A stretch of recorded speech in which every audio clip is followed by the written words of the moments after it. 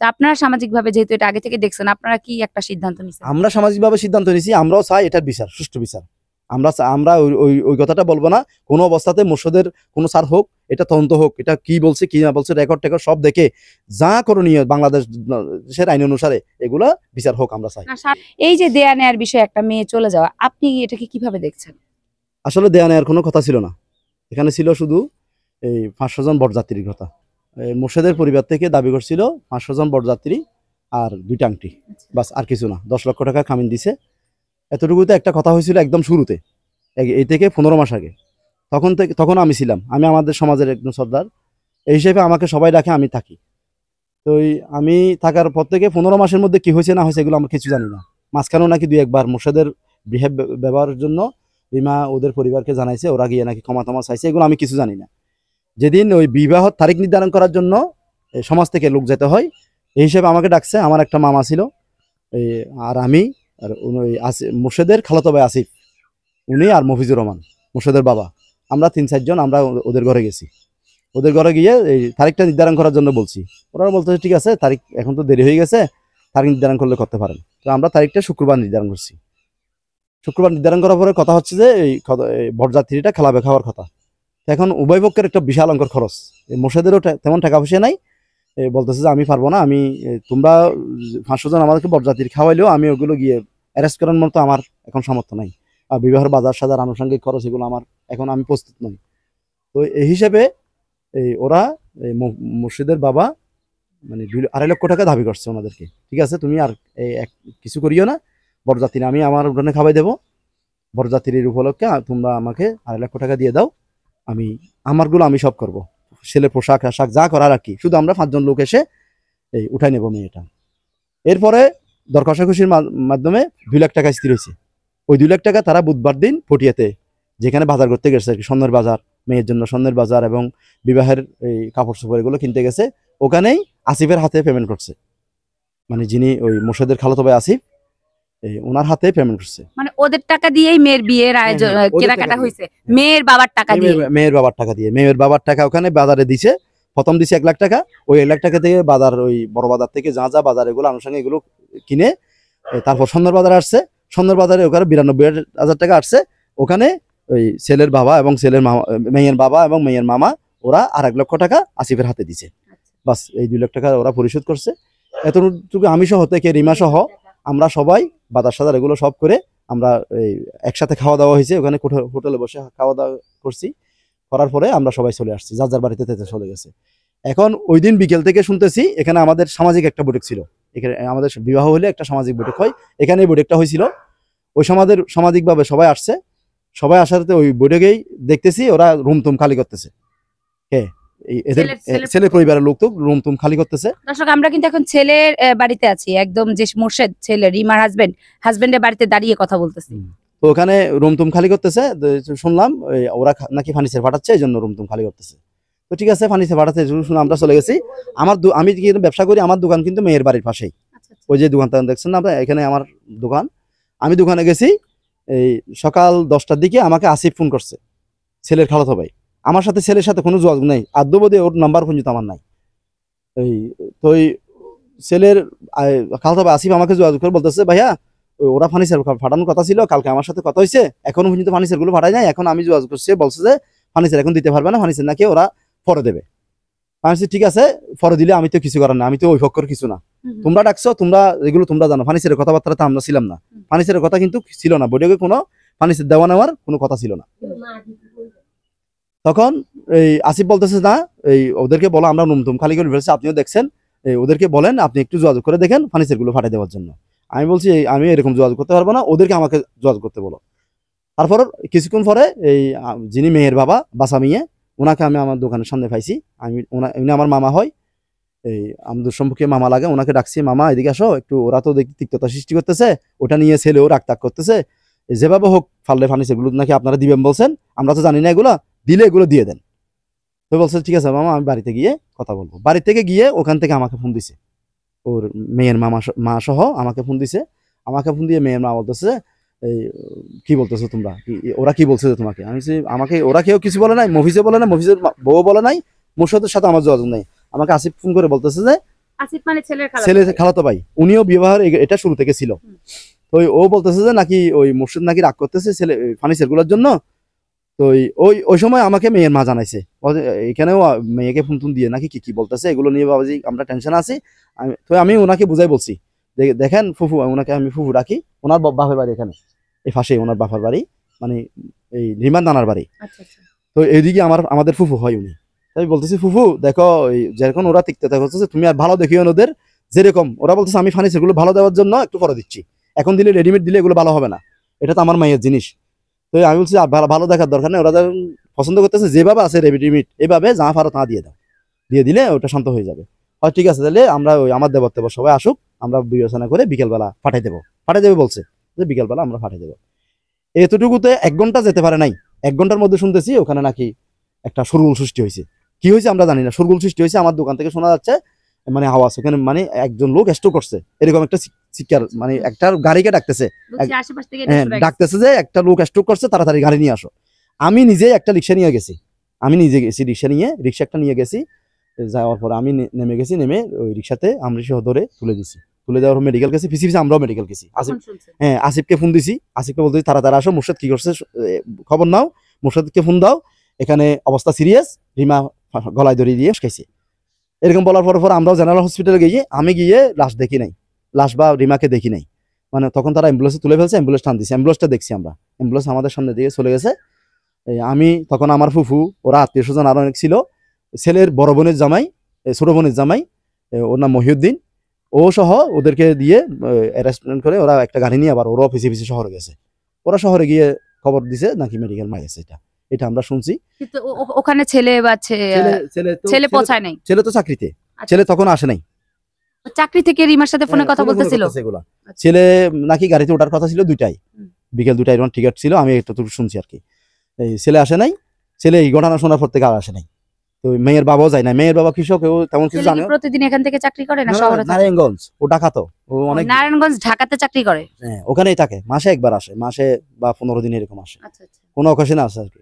তো এই এতটুকুতেই আমরা এই মারা যাওয়ার পরে শুনছি, এখানে এসে খবরটা পাওয়ার পরে যারা তারা হয়ে গেছে। আমরা কিন্তু ওখান থেকে আনার পর্যন্ত অদ্যবধি আমরা সবকিছু দাফন করাতে সবকিছুতে আমরা ছিলাম।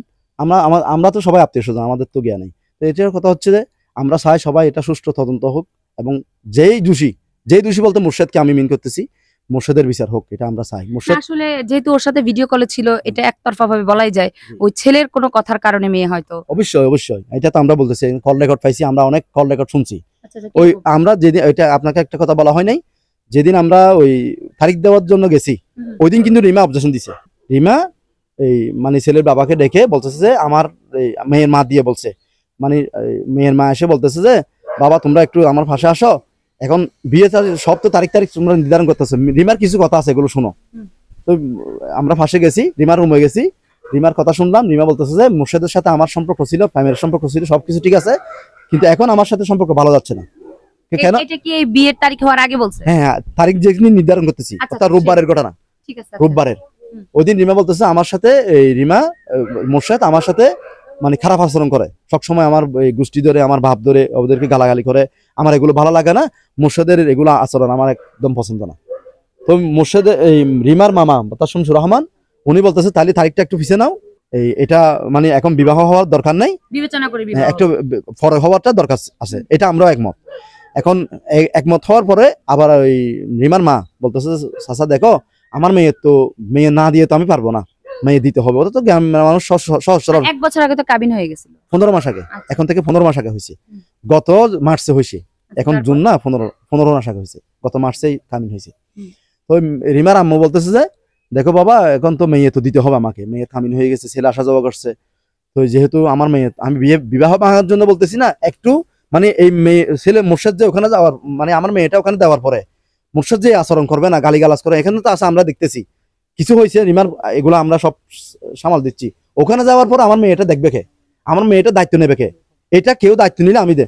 তখন মফিজুর রহমান বলতেছে আমি ছেলের বাপ হিসাবে আমি আসি, প্রথম ও উল্টাপাল্টা বলছে, আমরা ওকে বকা দেওয়ার পরে ও বলতেছে ঠিক আছে আমি আসি, আমি দায়িত্ব নেবো, আসিফ সহ বলছে ঠিক আছে আমরা দায়িত্ব নেব, আমরা দায়িত্ব নিয়ে আর ঝামেলা করবে না, এগুলো দূরত্ব ছিল, দুই মেয়ের থাকার কারণে এগুলো হয়েছে, এক হয়ে গেলে আর হবে না ইনশাল্লাহ, আমরা এগুলো বোঝা যায় বলছে, ওরাও এটা বুঝছে। বুঝছে, তারিখটা ঠিক হয়ে গেছে, ওই টাকা পয়সা সব লেনদেন করছে, খুব হাসি খুশিতে হয়েছে। এই 3-4 দিনের মধ্যে আর কিছু শুনি নেই, রোববার, সোমবার, মঙ্গলবার, বুধবার আর কিছু শুনি নেই। এই বৃহস্পতিবার সকাল থেকে শুনতেছি ফার্নিচারের জন্য ওরা ঝামেলা করতেছে, ওরা ওই দিচ্ছে না এরকম বলতেছে। 1 ঘন্টার মধ্যে এই ঘটনা হয়ে গেছে। খুব স্বাভাবিক, আপনি যেহেতু বলতেছেন আগে ফার্নিচারের কথা ছিল না, না, ছিল না। একদিনে ফার্নিচার কোত্থেকে দিবে? রিমার বাবা তো নিশ্চয়ই কোটিপতি না। না না না, উনি তো কৃষক, উনি একজন কৃষক, উনি এই গরু তরু ফালে, এগুলো নিয়ে একদম মানে গ্রামের প্রান্তিক কৃষক বলতে ওদেরকে বুঝাই, ওরাই মোটামুটি কষ্ট বৃষ্টি করে ভাত খায়, ওরা তো এত বেশি স্বাবলম্বী না। মোটামুটি একটা ছেলে বড় হয়েছে আজগর, উনি এখন পরিবারের হাল ধরছে, মোটামুটি এখন এই 2 লাখ টাকা দেওয়ার মতো ক্ষমতা সমর্থটা হয়েছে, এতটুকু। এই যে এখন মেয়েটা মারা গেল, 2 লাখ টাকাও ওরা পাইলো, যতই করুক বিয়ে তার হয়নি, এখন এই 2 লাখ টাকাও গেল, ওদের যে খরচ হয়েছে। 2 লাখ টাকা আমি বলছি ওদেরকে, আমি সাক্ষী আছি, আমার সামনে দেওয়া হয়েছে, আমাকে যেখানে আপনারা নেবেন এখানে আমি বলবো ওই 2 লাখ টাকা দিয়ে দিতে হবে। যেহেতু ওটা বরযাত্রীর কথা, বরযাত্রী তো আমরা সমাজ, আমরাও খাই নাই, তোমরাও খরচ করা নাই, তোমাদের সন্ন্য তো তোমরা এগুলো তো তোমাদের জিনিস কিনছো, এগুলো তোমাদের ব্যাপার। তো এটা দিয়ে দেওয়ার জন্য আমরাও বলছি ওদেরকে, ওদের আত্মীয় স্বজন আরা আছে না, সবাইকে আমরা বলছি দিয়ে দেওয়ার জন্য। ওরাও বলছে, আবার ওরা না বলে না, ওরা বলছে ঠিক আছে এটা আমরা দিয়ে দেবো, একটু 5 জনের সাক্ষীতে দিয়ে দেওয়ার জন্য ওরাও। আচ্ছা, এখন তো মনে হয় মামলা হয়েছে বিষয়টা, আর আপনারা সামাজিক, হ্যাঁ ওর বাবা বললো ছেলের নামে মামলা করছে, তো আপনারা সামাজিক ভাবে যেহেতু এটা আগে থেকে দেখছেন, আপনারা কি একটা সিদ্ধান্ত নিছেন? আমরা সামাজিকভাবে সিদ্ধান্ত নিয়েছি, আমরাও চাই এটার বিচার, সুষ্ঠু বিচার। আমরা ওই কথাটা বলবো না কোনো অবস্থাতে, মোর্শেদের কোনো সার হোক, এটা তদন্ত হোক, এটা কি বলছে কি না বলছে, রেকর্ড টেকর্ড সব দেখে যা করণীয় বাংলাদেশের আইন অনুসারে এগুলা বিচার হোক আমরা চাই। টিভি মিডিয়া থেকে শুরু করে কোথায় মানুষের আঘাত দিচ্ছে এই 2024 সালে এসে কি যৌতুক নামক কথাটা? মানবাধিকারের একজন কর্মী আমাকে ফোন দিছে, নাসরিন আফা, উনি আমাকে কোথায় জানি না, আমাকে ফোন দিছে, কে থেকে নাম্বার নিছে আমি জানি না, আমাকে ফোন দিয়ে এগুলো আপনার মতো জানছে। আমি যে ওনাকেও বলছি, আপনি কি চান, আমি বিচার চাই, আমিও বিচার চাই। যাক, আপনারা সমাজের লোক হিসেবে। জি, আমি আমাদের সমাজের সর্দার, এই সমাজের প্রধান আমি। এটা আসলে এখন আপনারা সবাই বলতেছি যৌতুক, ওটা তখন ছিল বরযাত্রীকে খাওয়ানোর টাকা, যৌতুক হিসেবে বলেন। ফার্নিচারটা তো অবশ্যই নেবে, এটাই যৌতুক টাকা হয়, আমি মনে করি এটাও যৌতুক, অবশ্যই যৌতুক না। আমরা তো মনে করেন ভাই, একটা মেয়ে একটা ছেলেকে দিচ্ছি, এখানে তো 3rd person কেউ বাধা দেওয়ার মতো নয় না। আমি বলতেছি, এটা আপনাকে ক্লিয়ার করতেছি না, আমরা সমাজের পক্ষ থেকে আমরা বাধাও দিই নাই, আমরা এগুলো উৎসাহিত করি নাই, না বাধা দিই নাই বলতে এখানে তো মনে করেন ওরা পারিবারিক ভাবে এগুলো ঠিক করছে। আমরা আসল কথা হচ্ছে সব বিয়েটা ছিল প্রেমের বিবাহ, বিয়ের কথা বুঝো করে ফেলছে আগে। হ্যাঁ, যদি এটা অ্যারেঞ্জ ম্যারেজ হইতো, বরযাত্রী খাওয়ানোর জন্য ওরা দিচ্ছে যে আপনাদের বরযাত্রী আপনারা এখানে খাওয়াই ফেলেন, আমাদের এখানে আসার দরকার নাই, আপনাদের 500 জন কথা ছিল, 500 জনের টাকা দিচ্ছে না। এটা তো বরযাত্রীকে খাওয়ানো, আমাদেরকে চট্টগ্রামের রীতি আছে, মানে বরযাত্রী হিসেবে 500 জন 1000 জন এভাবে খাওয়াই। ওরা বলতেছে এটা ওরা না খাওয়ায়া 5 জন গিয়ে মেয়েকে নিয়ে আসবে, সেই টাকাটা তাদেরকে দিতে, মানে মুর্শেদ এখানে খাওয়াচ্ছে, মুর্শেদ এটা এখানে খাওয়াচ্ছে, আচ্ছা এরা বাজার সাথে সেটা ঠিক আছে। আর পরের যে ফার্নিচারের ব্যাপারটা, এটা ওনারা জানেই না। না, এটা আমরা জানি না, এটা আমি মনে করলাম যে পুরোটাই যৌতুক, টাকা নেওয়াটাও যৌতুক, সবই যৌতুক, কিন্তু এটা কিন্তু প্রেমের বিয়ে হওয়ার কারণে আমরা এখন উদ্যোগ নিয়েছি এটার জন্য উচিত বিচার। এটা আমরা চাচ্ছি উচিত একটা বিচার হোক। সামাজিকভাবে তো আমরা সিদ্ধান্ত নিয়েছি, হ্যাঁ সামাজিকভাবে আমরা প্রতিরোধের সিদ্ধান্ত নিয়েছি। মফিজুর রহমানের সাথে আমাদের এখন আর কোনো সম্পর্ক নাই, এটা দেখছেন আপনারা, ওনারা অলরেডি গর্চুত, এখানে কেউ নাই, ওরা কোথায় চলে গেছে আমরা কেউ জানি না, এখানে আমাদের সমাজে ওদের অবস্থান আর হবে না। এটা আমি না, শুধু এই অন্যান্য সমাজের লোকেরাও, আমরা এগুলো সবসময় বলবো, এগুলো নিরুৎসাহিত করার জন্য, এগুলো থেকে আমরা নিজেরাও মনে করি, আমরা নিজেরা বিয়ে করছি, কোনোদিন আমরা যৌতুক নিই। এই যে আসিফের কথা এখানে আসতেছে, এই আসিফ বিবাহ করছে শুধুমাত্র রংসা খেয়ে, এটা উদাহরণ আসিফের আছে। এই আসিফ বিবাহ করছে শুধু রংসা খেয়ে, শুধু 5 জন গিয়ে রংসা খাইছে, ভাতও খাইনি।